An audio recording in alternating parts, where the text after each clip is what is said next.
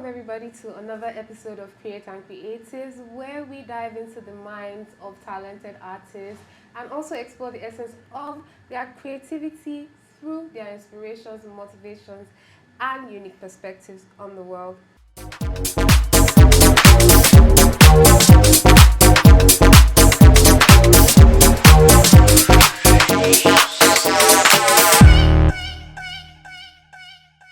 With us today is Lagos-based Olubankole Olabode. He's a cross-disciplinary artist, illustrator, and calligrapher. He graduated from Yaba Technology and Design in 2015 with a National Diploma in Fine Art.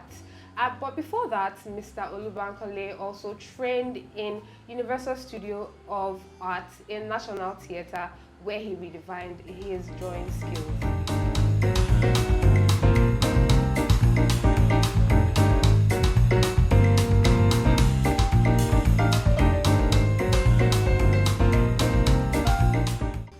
Mr. Olubankole, tell us a bit about yourself. Okay. Without further ado, my name is Olubankole Olabode. I'm a Lagos-based artist. You've actually made everything known to everybody. So yeah, this is Bankole Olabode, multifaceted artist based in Lagos, Nigeria. So art to me is not something I actually had to learn how to do. It's something that actually came all the way from childhood. So, and it has actually transmogrified as a result of, life happens to man in phases, and each phases of a man's life, their challenges and their circumstances. And as a man grew through these circumstances, so are his tendencies and actualities. So in a way, my art transmogrified from being conventional to the unconventional, you see, as a result of the way life has actually played out to me and all. So, yeah. All right. So, we'd like to ask you, what's your art background and how did you know you were going to go into art? Okay. My art background is quite mishmash. Okay. So I would say, okay, it actually started when I was very, very little. Okay.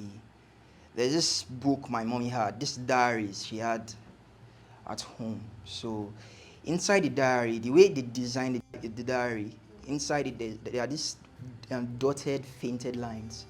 So I'm always fascinated anytime she brings out the diary and, she's like writing with it. So one day, I had this machination, this my plot of, okay, let me see what is actually going on, what I can actually do with those lines, because I was like, okay, then that day she was not around, so I just picked one and I was like, seeing the entire design, though it's fainted, dotted, so, in my mind, one thing about children is they like trying things, making things, exactly. So I think my curiosity actually got me into picking up a pen and start to connect those dots together. And before you know it, I started growing fond of it, and I was like, I like this. When she could discover that I was actually using those diaries, I was actually trying, before you know it, all those diaries, everything I've filled everything up with. She was like, what's going on? But of course now, I'm still a little kid, so you can't really spank me or do whatever. Mm-hmm. The only thing you can do is just to scold me, and all those stuff. So, that's kept on going on, and before you know it, I got into primary school, and I was exposed to super strikers, I was exposed to comics, I was exposed to, a lot of storybooks that has this this interesting visual in it. Yes. So that was how I started drawing. In between my notes, doing all those things. And I also have this group of friends, then Edith and James. We come together after school period, then we start drawing and all those things. Before we know, everything we draw today, we take it to the photocopy machine, we photocopy everything and we bring it to class the next day, and we start making money and like that. Although I do not come from this rich background home, so my mom only receives a penny from her place of work. So in order for me to keep on feeding my creativity as a child, those were the money. So all those money I make from those photocopies is what I invest into buying. There's this pen then that has this four-in-one pen like that, where we have red, green, yellow, and I remember. yeah, I remember exactly. That pen. So I invested so much money in buying those pen and even getting myself an higher education just to have a personal, drawing. So I never knew that all I was doing then was like I was teaching myself on how to invest in materials. So it was when I got to Yaba Tech, I started seeing these things. When lecturers would tell us, okay, you have to buy this, you have to get this, because my own analogy about Yaba Tech was that, okay, when we get to the space, they will provide everything. We don't need to. So all we just need to do is, okay, probably my mommy will do the paying of the. But when I got to Yaba Tech, I was like, okay, that means we have to buy the cartridge paper, we have to buy them. Oh, so this is how it works. But to me, at the time, it's not necessarily a burden to me. So I grew up with that mindset. So I keep on, feeding myself with all those things. So in order for me to match up with all those things, my assignment and everything, I also illustrate when I was in Yaba Tech. So we get illustration commission and all those things. Although I was not that popular like that in Yaba Tech, but when you come to art department, when you mention my name, they know my name because they know that, okay, this guy. There's something we call commission then. We call it IJ. So I receive a lot of commissions then. Portraits, whatever, and all those things. So those are the things that were sustaining me all through my school. So when I came out of school, I was open into a new reality entirely because the idea I had about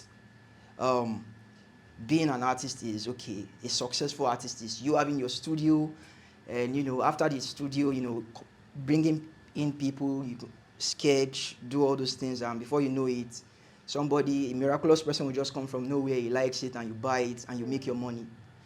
But when I got out and I saw the country I'm actually living in, the reality dawned on me that, bro, you have to make sure that you have like 7 or more than 8 stream of income before you can actually make it in Nigeria. Because, man, Nigerian youths are actually struggling. Though they are quite talented, they are beautiful people, but they don't have that enabling environment whereby they can actually, bet their dreams. The capacity and resources. Exactly. So, in order for me to start,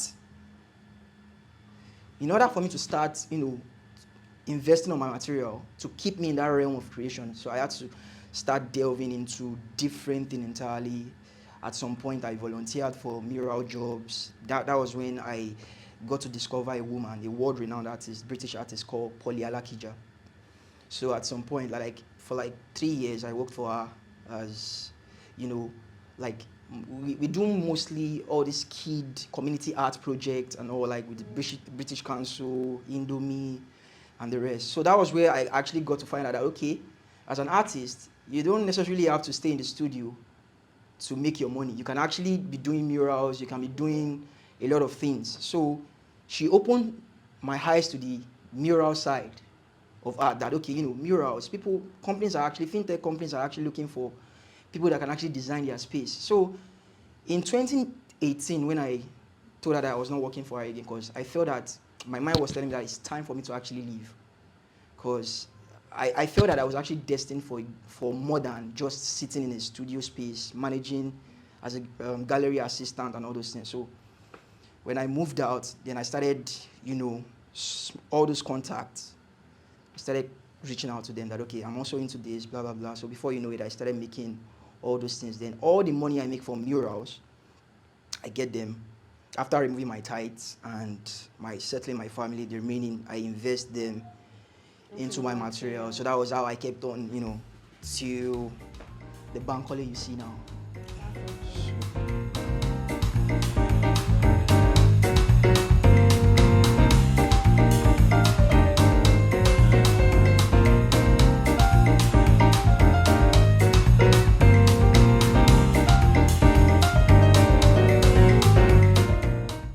This is one of my favorite questions to actually ask artists. What inspires you to create your art? What inspires me to create my art? I would say life and people. Okay, I'm a believer, so when I go to church, I listen to sermons a lot. Even apart from me staying in church, I listen to sermons, like online sermons. So there are wisdom. There are a lot of wisdom in the Word of God. You get. Sorry, I'm actually what? No, please. So don't make it. I'm not a purist, but I'm just a strong believer. I just believe in that. I believe in God. So there are a lot of wisdom in the Word of God, and especially when it's coming from an anointed person. So sometimes when pastor speaks, I try to listen and I jot down things, and so sometimes inspiration flows from that as well. Okay. So for instance, like there's this work I made. That's what's it called? The Instrument of Chaos. So that's puppetry series. So it features a person that has this what's it called? An hybrid nature, whereby the body, half of the body is like a horse on a sleigh, like all the sleigh horse that's here. Yes. Then we have this exactly. Then the head is like a snail head. Now all those things are all those esoteric languages. Although I see art as language, you get, and it's the way I see them. I see them as, I don't see it as a normal thing. That's why when you see my art, it's probably betraying the normalcy. You can say that, okay, for a normal person that is meant to have a head, and I just remove all these things. Now, the reason is because I'm trying to portray something that I've actually gotten from somewhere. So sometimes in our words, like the way we say things, like, okay, like when we're just growing, like there are this way we normally abuse each other. We say, you may sparkle fly gate. You know, that kind of thing. So you like, it's funny, but when you meditate on it and you think about, how did this guy even think? And wait, it's okay. And I think that was what brought about all these cartoon characters, like whereby, like all this Tom and Jerry and all those things, and all those things. But just because they are funny and they are irrelevant doesn't make them irrelevant. Yes. When you meditate on it, you would see that, okay, there is an underlying meaning in what they are saying. Like, and the same thing applies to a baby too. If a baby wants to tell you that fire is burning in the room, he might actually come to the room and to the parlor and tell you that, Daddy, the fire is dancing. And when fire is burning, there's a way they move, like, but to you, like, fire is dancing, fire. But if you calm down and listen to that baby and try to meditate on that word, you will see that it's like an onion. You have to unpeel it. Like, okay, fire is actually burning, not dancing. So then you start doing all those things. So all those sermons I listen to, all the things I listen to, even the word, the way we are conversing right now, from the word you speak, after the whole day, I can start meditating and start seeing that, okay, she said this, she said that. Okay, how can I actually use this? So yeah. So words, sermon, my environment, people influences me to create. And God as well. Beautiful, thank you. Yeah. We are going to go into colors right now. Okay. So I wanted to ask, what appeal does colors give you?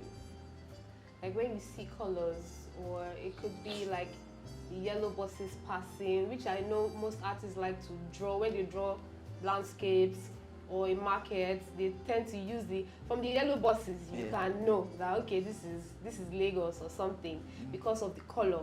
So what does color have to do with your artistic creativity? Well, I would assume that you are saying, what does color mean to me?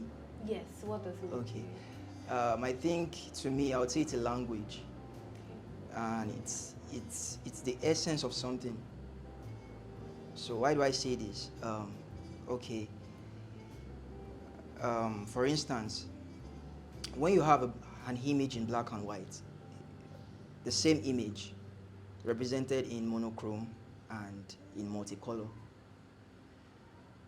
we are always so drawn to color, to the colored version, and leaving the monochrome. Now, the reason is because that is the way we are fashioned to see the world. The world is full of colors. When God was creating the world, He filled the world with a lot of colors. Even as He's creating all those different objects and He's placing a color to it. Now, to signify that color cannot be, downgraded.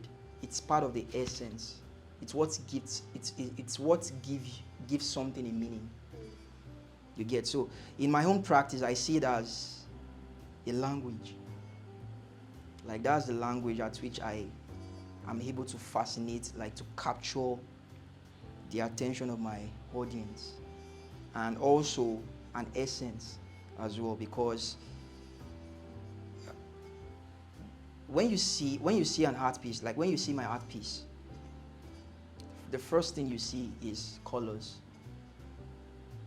That's the first thing you see before you now start noting, okay, shapes. There are some shapes that, okay, I can actually recognize, okay, this looks like this. But the first thing that comes to your eyes is the color, okay. Yeah. So it's to show that, okay, you're trying to pass a message across to people, and color in a way has a way of pushing a message across to people than just you representing it with strokes. Color tends to promote emotions, want to draw you to have, like, there's this value, this intrinsic value that color has. It has a way of drawing people into the thing that they want to see, or the thing that the message embedded in a particular piece. Yeah. So Thank you.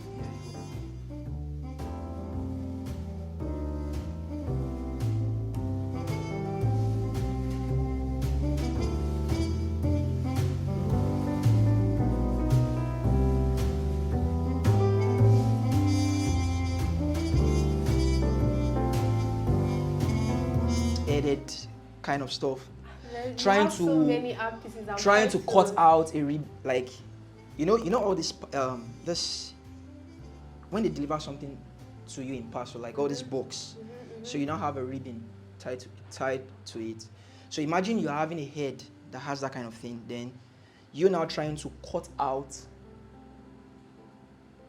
like to try to unwrap that stuff out of a hair, exactly. So then the background is full of balloons and just kind of colorful in a way, you get. And the way down is like Christmas tree kind of decoration, you get. Now, what that piece is actually trying to say is, as humans, we are a gift to this world.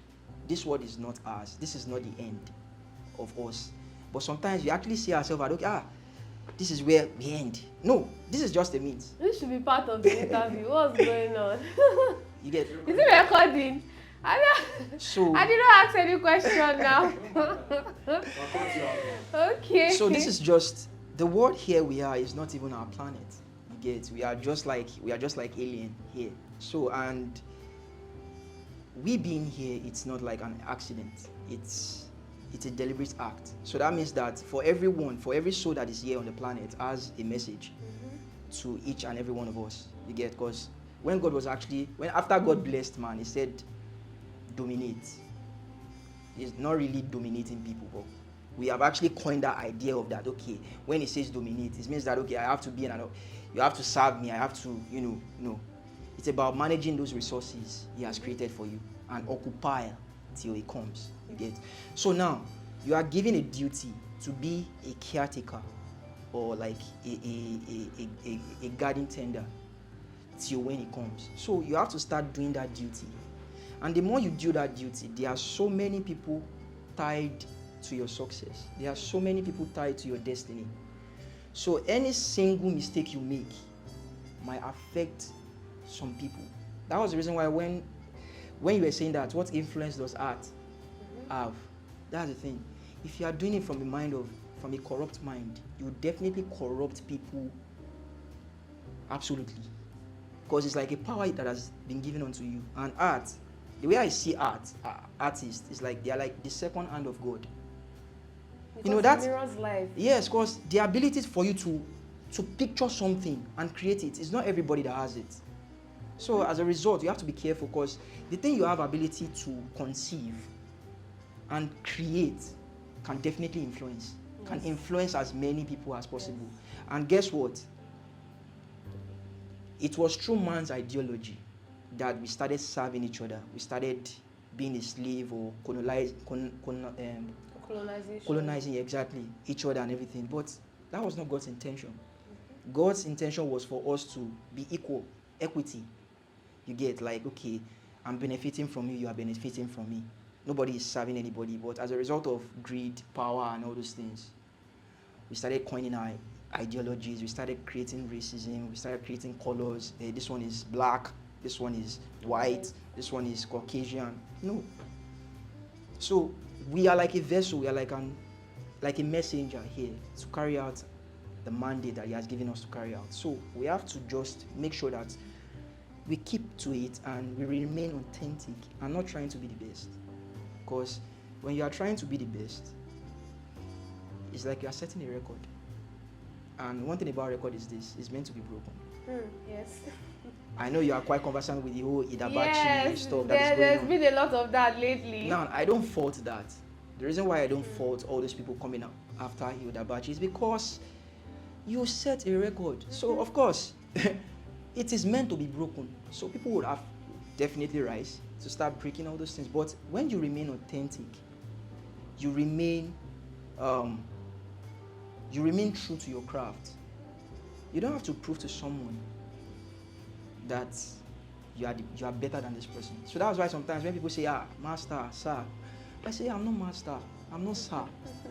Please, because to whom much is given, much is expected. And Jesus Christ said something. He said, the highest person, let he that is the highest be the person that would serve. So just because you have too much power to do things doesn't mean that, yes, you have edge over the next person. No. It shows that you are meant to even serve that person. Humility, attitude. So that's it. Can you tell us about your creative process from the beginning to the end of a piece? Okay. So my creative process lately has been more of revelations than to me having to scout for ideas, because I believe that when you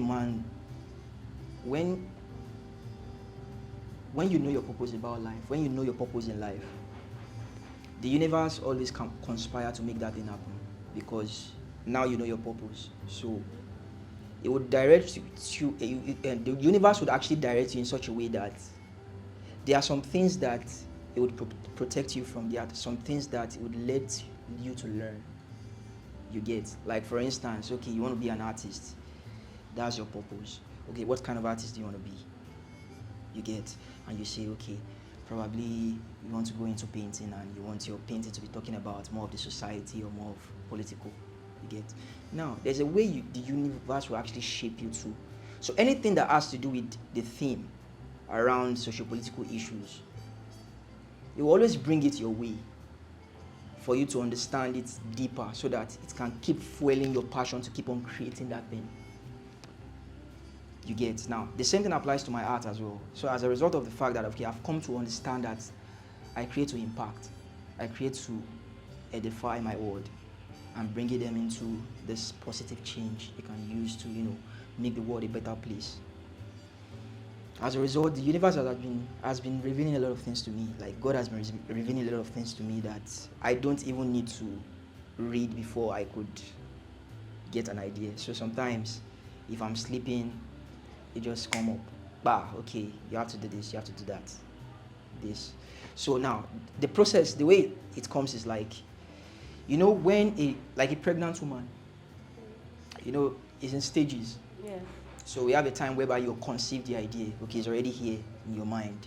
Now, that time when the baby is still in the stomach trying to grow into the full baby, we still have the egg. So that means it's still germinating. Mm-hmm. So that's the way the art is to me, the process is to me. So when the idea comes, it drops. I'm picturing it in my head. Okay, this is how it's going to go. This is how it's going to go. Okay. So what am I going to do to actually make this happen? Okay, then I delve into research. Because that language at that particular time when it came, the revelation at that particular time when it came, it's like it's a crude idea. So the more I keep on meditating on it and making research about it, it gets clearer in my head. So now, I am still thinking about the idea. I am surfing online, trying to look for the symbol I'm actually going to use to, make the message work. So all those things are still, it's like it's marinating, yes.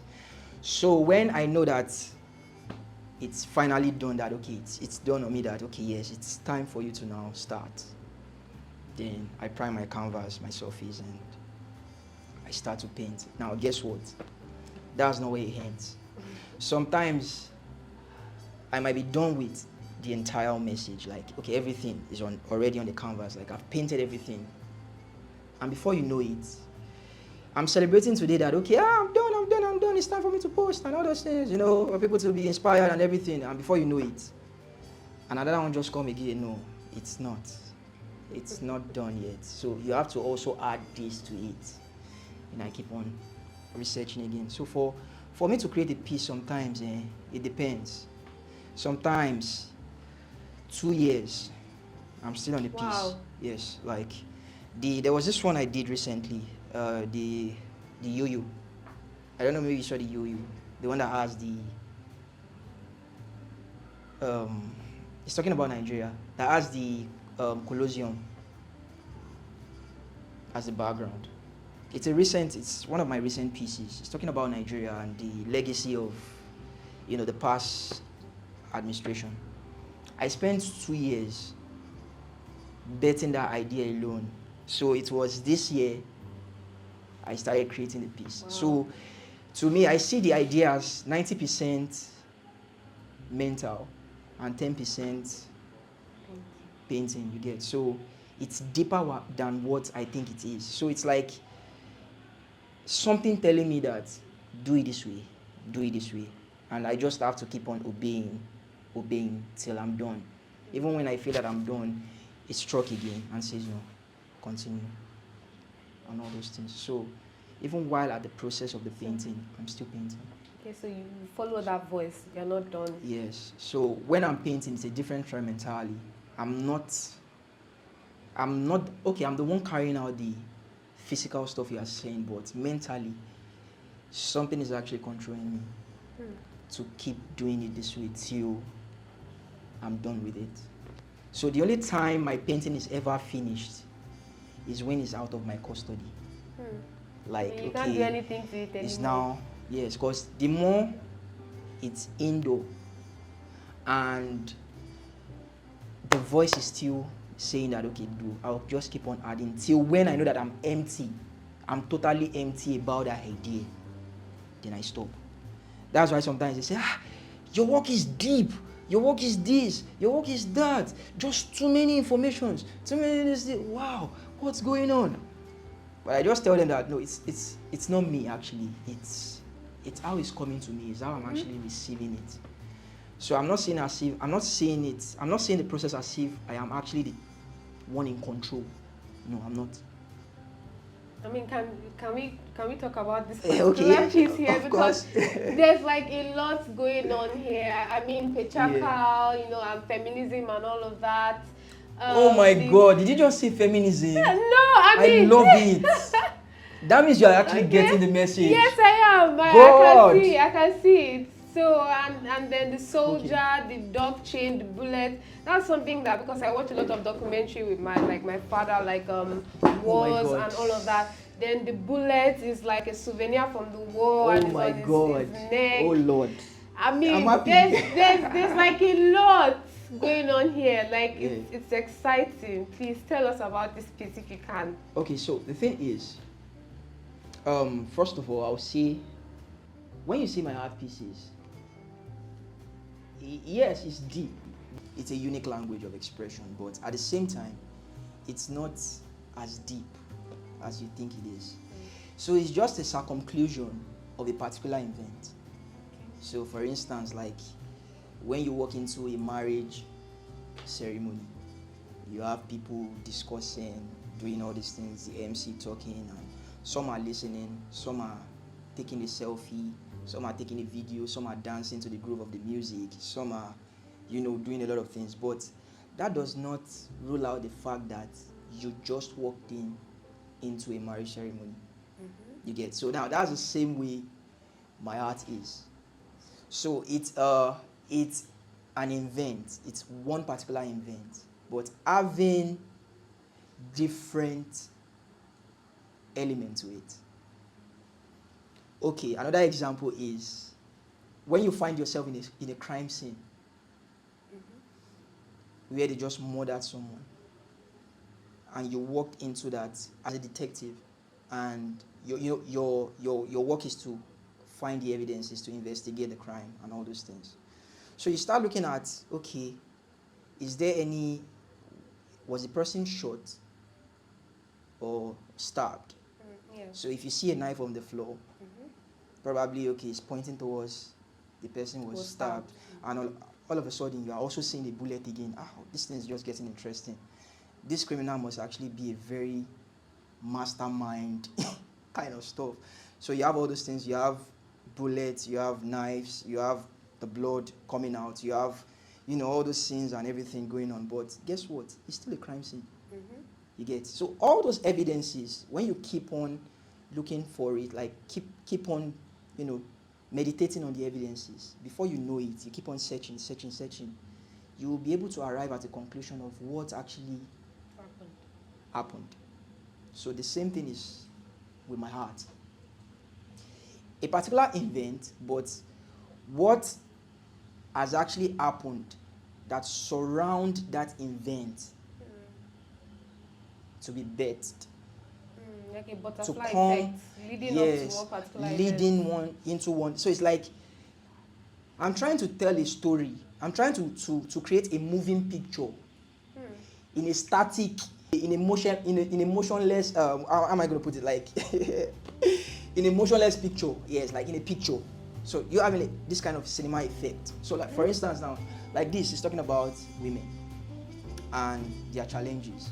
So this is me trying to commemorate with women out there for how they've, kept their homes, even how they had bad homes, but they are still fending for their children, they are still taking care, like some single families. Like I was raised by a single parent, and I experienced a lot of things my mommy suffered. Like she suffered a lot. So now this is a way of even me trying to, praise them and also tell the story of how all these things have come to be. Okay, let me just give you a jara. Although no, we can't, please. I was saying that Tell this work is meant to be posted. Like I was actually waiting for the day I'm actually going to post it on Instagram before explaining the entire thing. So now it's talking about women and how the system see women. You get? They see them as, okay, you are meant to be submissive. You are the weaker vessel.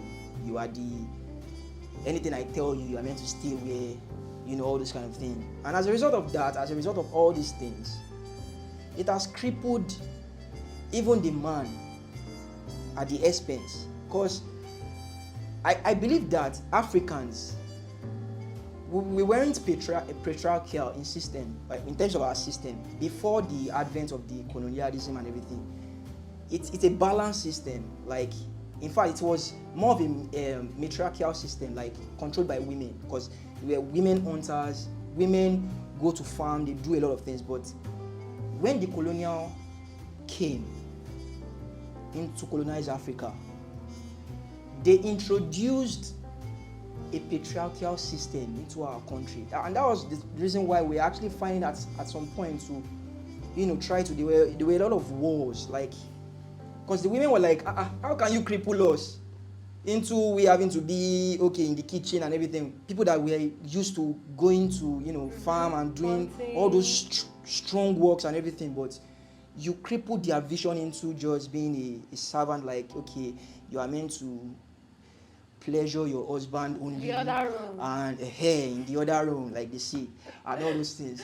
So in a way, that was the reason why I had to do the patriarchal clothes there, to show that okay, we've actually placed our system a very, it's a narcissistic system to me, you get?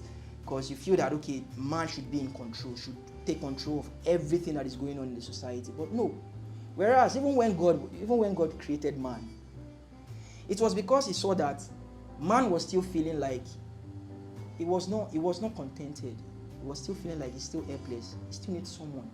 Then he created an helpmeet. Now, help is only given to someone that needs help.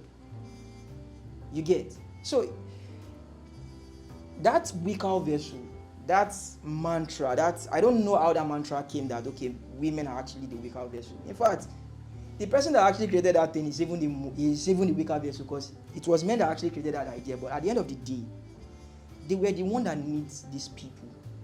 God actually created these people to help them. It shows that the women, in many ways, are stronger than men.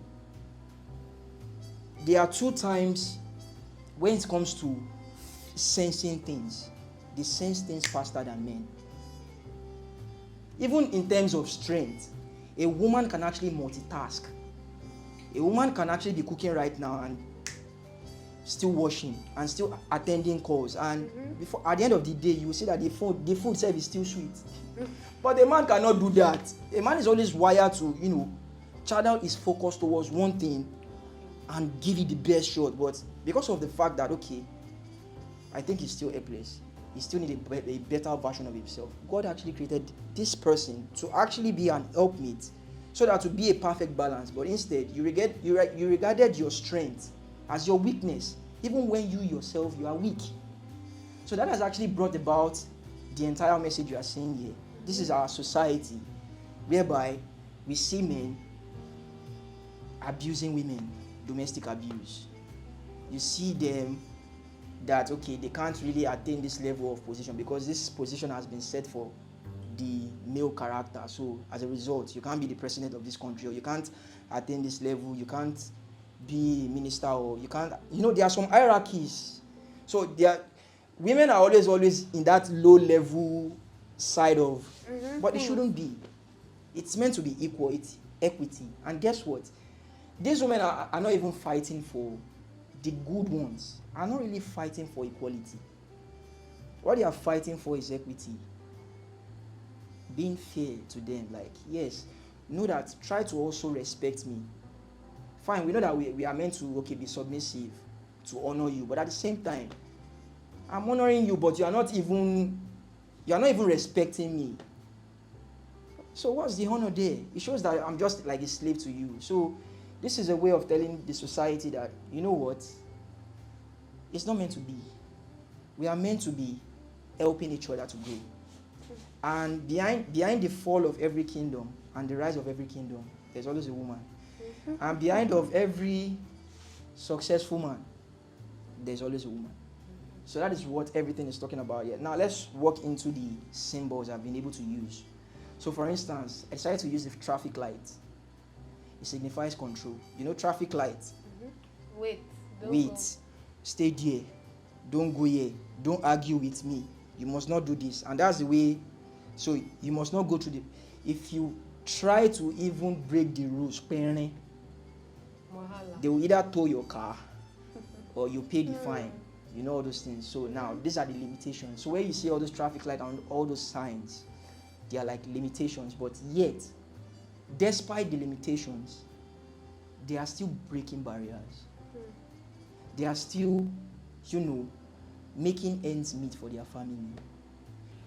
And also, they've actually been a very unique force to my growth in life, because women have actually been the one helping me the most to actually get to where I am at this moment. For instance, my mom was the one that actually noted the fact that I was actually going to be an artist, and she invested a lot into my practice.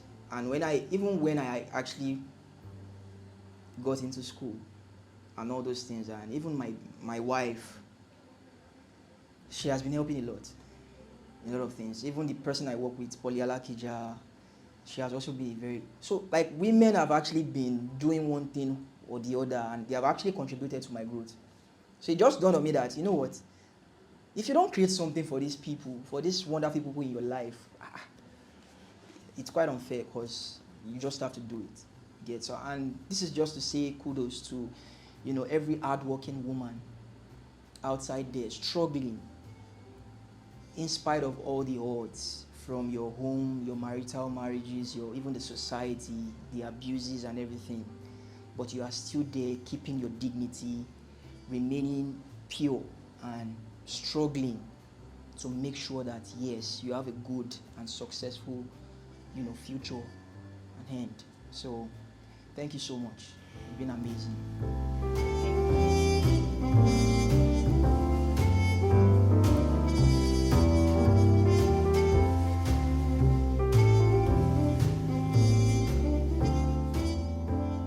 Mr. Olubankole, we have a couple of disorder questions, and you have to do us a favor. You cannot think twice about it. You have to immediately get questions. 2 seconds. Okay. 2 seconds. You get roll it out for us. All right. So, abstract or realism? Realism. Cat or dogs? You're thinking. Okay. Dogs. Dogs. Okay. Canvas or paper?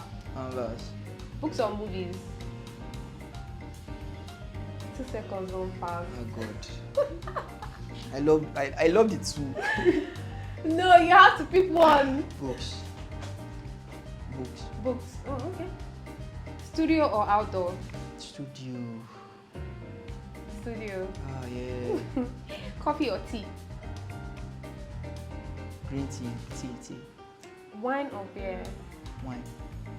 Oil or acrylic paint? Oil. Instagram or Twitter? Instagram, of course. It's obvious. Okay. Afro-pop or alt? Alternative music, like maybe slow, soft rock, or maybe foreign Okay, I'm not a fan music. of Afro anyway, so yes. Oh, okay. Okay. Text or calls? Text. You sound like you're not so sure about that. No, text. Text. Okay. Android or iPhone? iPhone. Is that funny? iPhone. iPhone all the way. Okay. DC or Marvel? Marvel. Trains or airplanes? Of course now, airplanes now. Airplanes. Like fly. Alright, perfect. Okay, that's it for our that question. Yeah. So, Mr. Olubankole, thank you for your time. But before you go, we need you to give the emerging artists some, a little bit of advice on, how to go forth if they are going through any obstacles or anything. Just drop something for them. Okay. Well, the advice I have for the up and coming artists, of which I'm also part of them, because I don't see myself as masters anyway.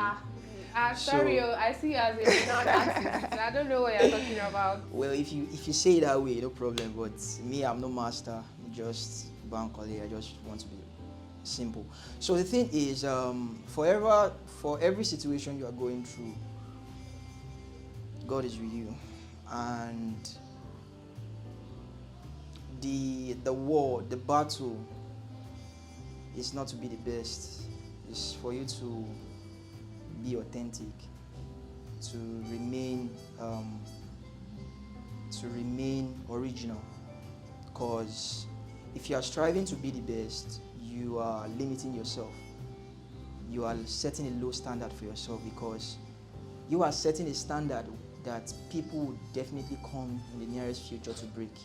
So forget about being the best. Nobody is the best. The only thing you can try to do is try to be a version of yourself every single day you rise. So by doing that, you would cast a gaze upon yourself that even you yourself, you are not even ready for at the end of the day. And that has been what has actually helped me. And in every of your practice, try to learn few virtues, which is faith, patience, temperance, godliness, and charity. Those 5 virtues can actually keep you through your craft and can actually transmogrify your craft, because they have a power to unleash to unleash strange energy, even at that time of storm where you feel that okay, things are not really working, and that is what sets you apart from the normal artists. Trust me, you are not normal. We are not normal. What we do is not normal. So stop settling for normal. Artist people are not meant to be normal. They are meant to be mad. Mad in the sense that making a difference every single day they rise. So I like that. That's why normal people regard us as crazy people, but we are not. But I've come to live with that idiosyncrasies over the years. So please stay true to your craft and keep to your niche. Thank you. Thank you. Thank you very much, Mr. Olubankole. So that is the end of this episode. We thank you so much, guys, for joining us for this particular episode where we have Mr. Olubankole, and he has been able to dissect his thought process from the beginning of creating an art piece to the completion of the art piece, and his perspective on the world out there and how, you know, art has the ability to change the world. So thank you so much, guys, for joining us. Thank you.